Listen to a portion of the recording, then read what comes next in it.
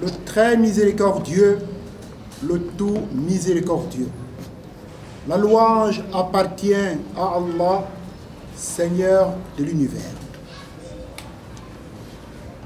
La communauté musulmane du Gabon, depuis près de 4 décennies, a une gestion qui n'est pas semblable à celle qui est connue dans le reste des pays minoritairement reconnus en matière de musulmans de la sous-région, à l'instar du Congo, du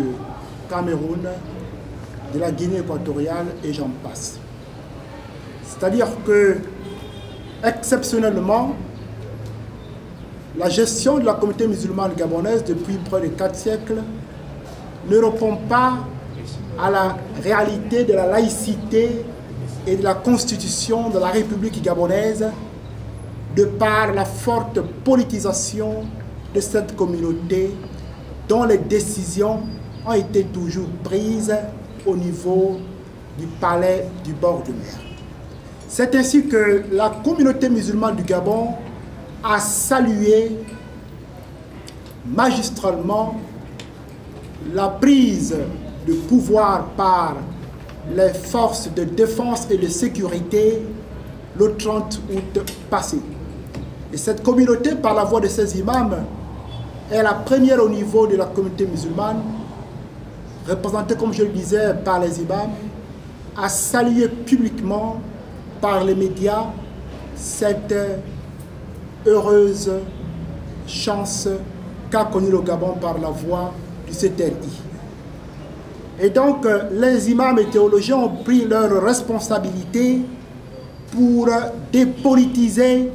la religion musulmane au Gabon dans sa gestion, tout en gardant l'esprit fraternel et communautaire.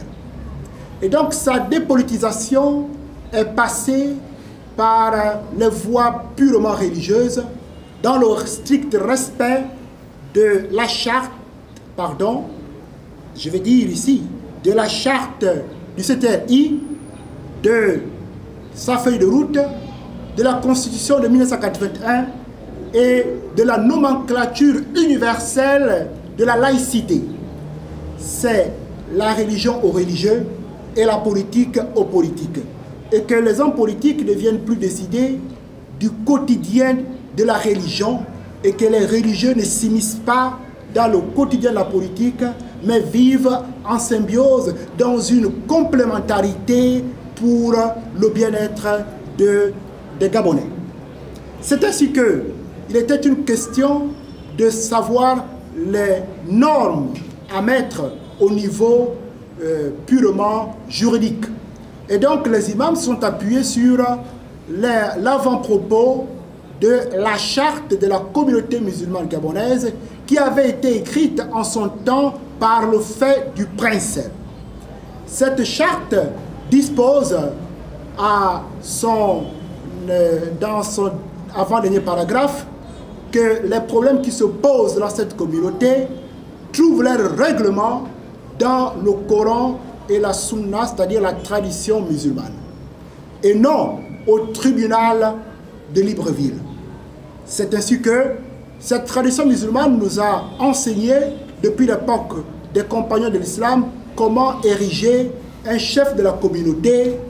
ou un président de l'institution qui représente cette communauté. Et donc, en consensus, les imams se sont retrouvés pour élire l'imam Benjamin Andjoua Obolo Émile à la tête de cette communauté comme chef de la communauté, je le précise, et par voie de conséquence, président du Conseil supérieur des affaires islamiques du Gabon. Cela s'était passé en date du 7 septembre 2023. Quelques jours, évidemment, sinon 3 jours après la prestation de serment du président de la transition. Suite à cela, nous avons informé à qui de droit de la démarche légitime des imams visant à dépolitiser la religion musulmane. Et nous avons ensuite connu ce qu'on a appelé une assemblée générale délibérative pour solder toute cette démarche des imams qui avait été adoubée par l'ensemble des forces vives de cette communauté. Seulement, à notre grande surprise, contre toute attente, nous apprenons par la voie d'huissier, ensuite, après vérification au niveau du tribunal de première instance de Libreville, que notre imam qui nous avait déjà signifié son retrait de la gestion de la chose religieuse, qu'il a porté plainte contre l'imam qui est son collègue et petit frère Benjamin Andjoua Obolo de s'être immiscé à la tête de la communauté comme président de cette institution, alors qu'en interne, il disait qu'il s'apprêtait à lui passer le flambeau entre imams réunis plusieurs fois dans le mois de septembre à ce sujet.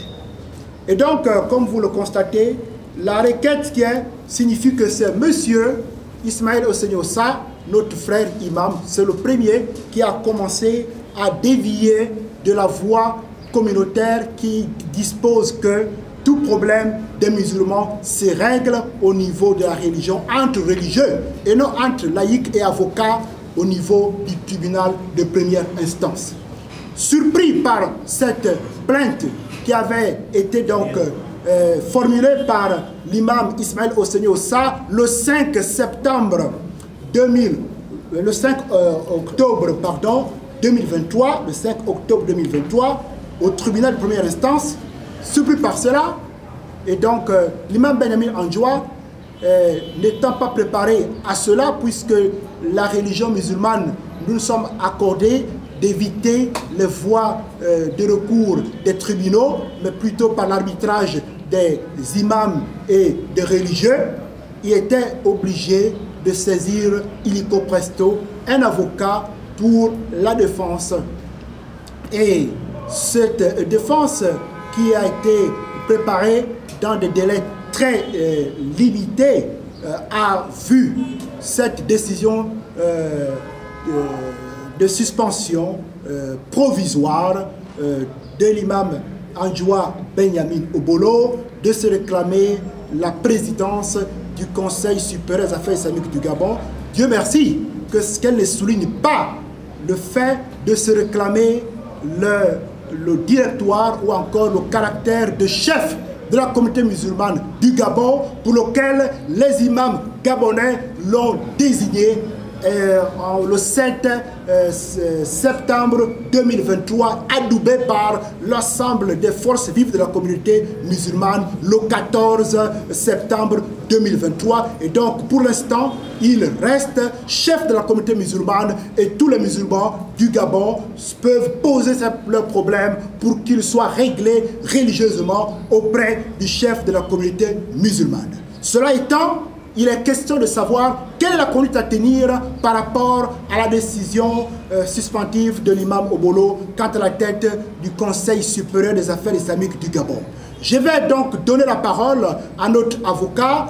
qui s'est occupé de cette affaire, tout en soulignant qu'un recours a été fait à ce sujet pour rentrer dans ses droits au nom de la religiosité de la communauté musulmane et le fait de stopper avec les manipulations politiciennes pour diriger les affaires des religieux. Monsieur